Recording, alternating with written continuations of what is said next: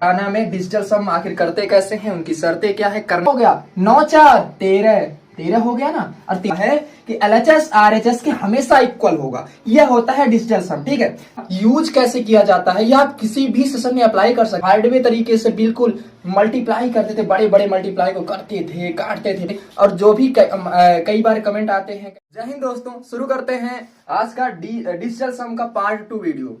Digital सम में आप सीख चुके हैं पार्ट 1 में कि जोड़ गुणा घटाना में डिजिटल सम आखिर करते कैसे हैं, उनकी शर्तें क्या है, करने के प्रोसेस क्या है, बहुत ही आसानी तरीके से आप सीख चुके हैं। डिजिटल सम का आज पार्ट 2 में हम देखेंगे भाग, डिवाइड। डिवाइड में डिजिटल सम का यूज कैसे करते हैं यह हम देखेंगे। तो डिजिटल सम आखिर क्या होता है, डिजिट का सम। डिजिट का सम जैसा कि आप पार्ट 1 में देख चुके हैं। यहाँ पे देखिए भाग में शर्तें दी हुई हैं। क्या शर्त दी हुई है, शर्त दी हुई है कि हर का एसओडी एक होना चाहिए। एसओडी क्या है, सम ऑफ डिजिट, डिजिट का योग।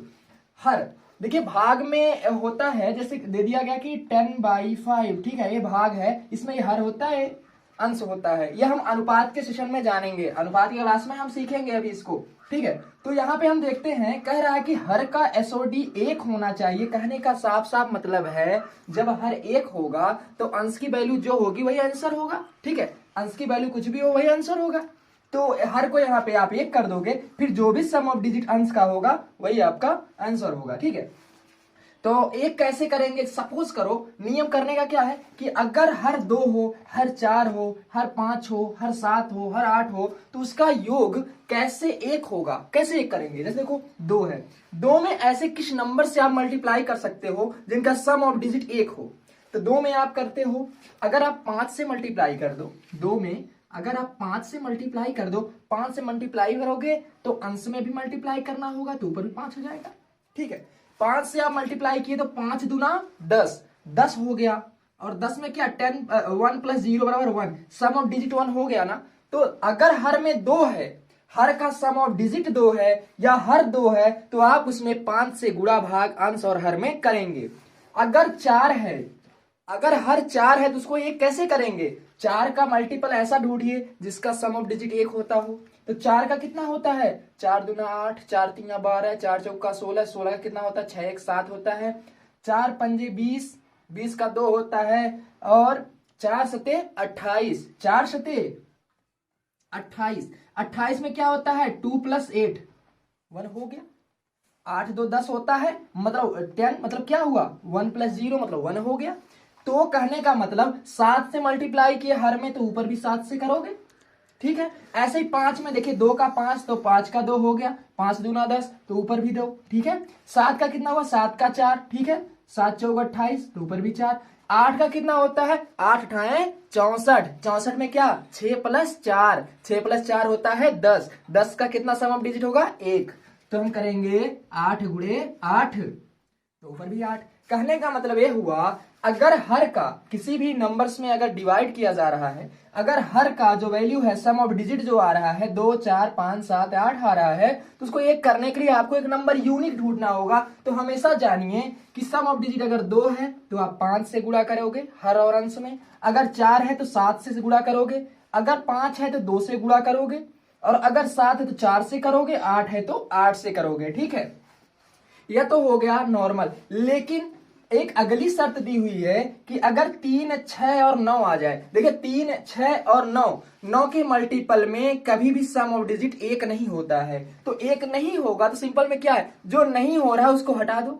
हटाने का मतलब क्या है, अगर हर में 3 6 या 9 है तो उसको आप अंश में भी डिवाइड कर दो और हर में भी डिवाइड कर दो। कहने का मतलब अगर दे दिया गया 12/3 दिया गया ना, तो हमने क्या कहा कि 3, देखो लिखा है कि 3 6 9 के लिए क्रमशः 3 6 9 से अंश हर में भाग देंगे। भाग देंगे तो कितना आएगा, किसी में भाग दोगे, से 3 दिया गया है, 3 में 3 से भाग करो कितना होगा 1, 3 1 कम 3, मतलब यहाँ पे हर एक हो जाएगा ना। तो हमारा मेन मतलब क्या है कि हर का एसओडी एक होना चाहिए। किस तरीके से हो रहा है हमसे नहीं मतलब है, जैसे इसका सम ऑफ डिजिट हम एक कर दिए, वैसे इसका हर हम अगर हर में 3 6 9 है तो इसको हम डिवाइड करके काट देंगे।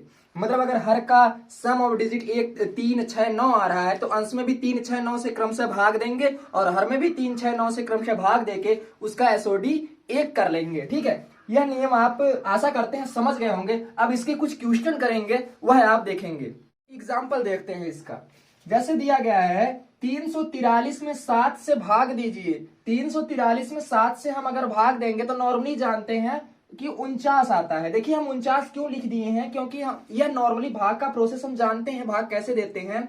डिजिटल सम का यूज कहां होता है अभी हम आपको इसको बताएंगे, ठीक है। तो 343 का 49 होता है, इसको प्रूव करते हैं क्या डिजिटल सम यहाँ पे फॉलो होता है। तो हमने कहा कि 7 है अगर हर में तो उसको 1 बनाने की कोशिश करो, एसओडी 1 आएगा। तो 7 में हम किससे मल्टीप्लाई कर रहे थे, 4 से। 7 चौक 28 और 28 में 2 और 8 होता है। 2 और 8 को आप अगर जोड़ोगे तो कितना हो जाएगा, 8 2 10, मतलब 1 आ रहा है। हर का सम ऑफ डिजिट 1 आ रहा है, मतलब वही होगा हमारा डिजिटल सम का प्रोसेस। तो हम 4 से मल्टीप्लाई कर देंगे, इसमें भी और इसमें भी किए ना। और मल्टीप्लाई करने का मतलब ये नहीं है कि आप मल्टीप्लाई करने बैठ जाओ, आप बिल्कुल लगे पड़े हो 7 चौक 28, 7 दूना 14, पूरा लगे पड़े, ऐसा नहीं करना बिल्कुल। तो क्या करना, सम ऑफ डिजिट हम सीख चुके हैं नॉर्मली।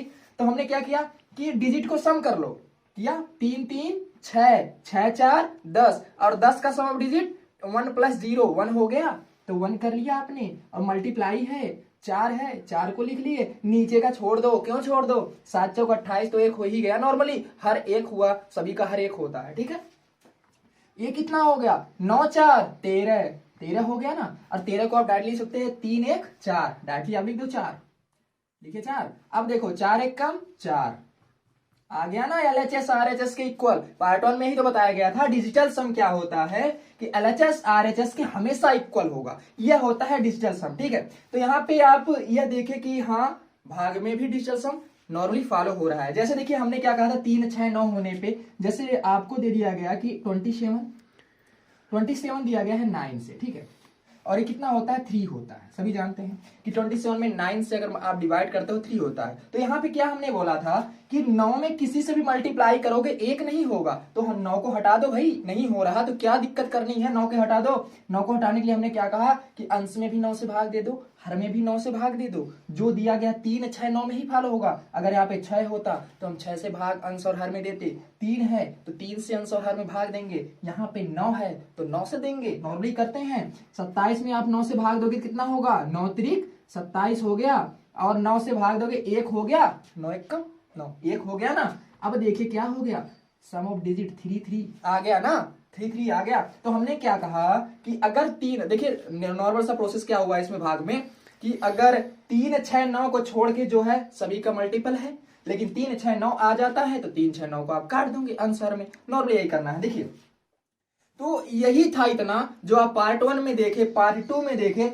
बस यही इतना डिजिटल सम का पूरा प्रोसेस है। अब यहाँ पे बात ये होती है कि आप डिजिटल सम तो सीख चुके हो, लेकिन इसका यूज ही आप नहीं जानोगे तो आपके सीखने का कोई फायदा नहीं है। देखिए हम सभी जानते हैं, आपको सबसे पहले जानना होगा कि डिजिटल सम का आखिर यूज कैसे करते हैं। डिजिटल सम आप सीख गए नॉर्मली कैसे होता है, ठीक है। देखिए डिजिटल सम का यूज हर एक कंपटीशन लेवल में हर एक टॉपिक में होता है। जैसे नंबर सिस्टम हो गया, नंबर सिस्टम में भी होगा। सिंप्लीफिकेशन में बहुत ज्यादा इसका यूज है, प्रॉफिट एंड लॉस में, सीआई एसआई में, रेशियो में, परसेंटेज में, हर जगह। देखिए परसेंटेज क्वेश्चन में इसका हर जगह यूज है। हम एक परसेंटेज क्वेश्चन में आपको करके दिखा रहे हैं कितना परसेंटेज में क्वेश्चन में इसका यूज होता है डिजिटल सम का। जैसे आपको दे दिया गया कि 12.8% ऑफ 800, 800 का 12.8% निकालिए कितना होगा। तो आप करने बैठ जाओगे। देखिए कंपटीशन लेवल में क्या है, ऑब्जेक्टिव टाइप क्वेश्चन होते हैं तो बहुत सारे आंसर दिए रहेंगे। आप डिजिटल सम जानते हो तो आप इसको नहीं करोगे, आप नॉर्मली कैसे करोगे, आप करोगे कि देखिए नीचे देखो क्या परसेंटेज का मतलब बटा 100 होता है।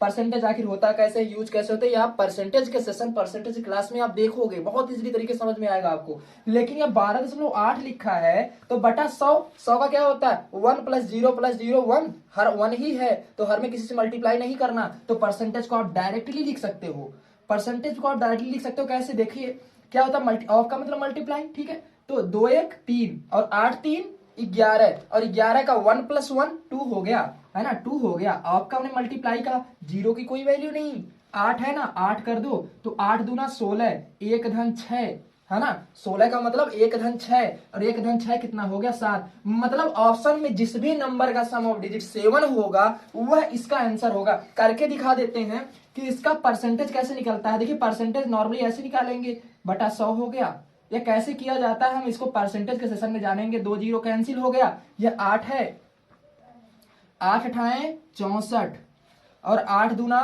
16, 16 6 22 और 8 एक कम 8, 8 2 10, इतना होगा 102.4, मतलब 800 का 12.8%, इतना होगा। ऑप्शन में दिया रहेगा। अब आप कैसे बोलोगे कि इसका 7 होगा, कैसे 7 होगा? तो हमने क्या कहा, नंबर को, डिजिट को सम कर लो। क्या होगा, 1 + 0 + 2 + 4, यानी 1 + 0 + 2 + 4। इसमें पॉइंट का परसेंटेज का कोई लेना देना नहीं है।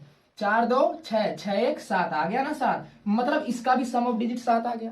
अब आप नॉर्मली क्या कर सकते हो, यह देखिए इसका आप 7 ला दिए और इसमें ऑप्शन में भी 7 आ गया, तो वही आंसर होगा इसका। ठीक है, तो हमारे कहने का मतलब क्या हुआ कि इस डिजिटल सम का यूज कैसे किया जाता है, या आप किसी भी सेशन में अप्लाई कर सकते हो। प्रॉफिट एंड लॉस क्वेश्चन देखोगे, नंबर सिस्टम के भी देखोगे, सिंप्लीफिकेशन के देखोगे, परसेंटेज के आप देख ही सकते हो कितनी ज्यादा मात्रा में परसेंटेज क्वेश्चन में आप इसका प्रॉफिट ले सकते हो। मतलब डिजिटल सम जो है आपको मैथ को देखने का नजरिया बदल देगा। मैथ जहां आप हार्डवेयर तरीके से बिल्कुल मल्टीप्लाई करते थे, बड़े बड़े मल्टीप्लाई को करते थे, काटते थे, पीटते थे, सब सिस्टम खत्म हो गया। स्मार्ट तरीके से स्टडी करनी है, अब आपको कंपटीशन में अगर आगे आना है तो इस डिजिटल सम का बहुत ज्यादा यूज करेंगे। और जो भी कई बार कमेंट आते हैं, कई बार बहुत लोग पूछते हैं कि डिजिटल सम का यूज होता तो है, डिजिटल सम का यूज हम कर लेते हैं। कई बार अगर दो ऑप्शन के सेम आ जाए डिजिटल सम, तो ऐसे भी पूछते हैं।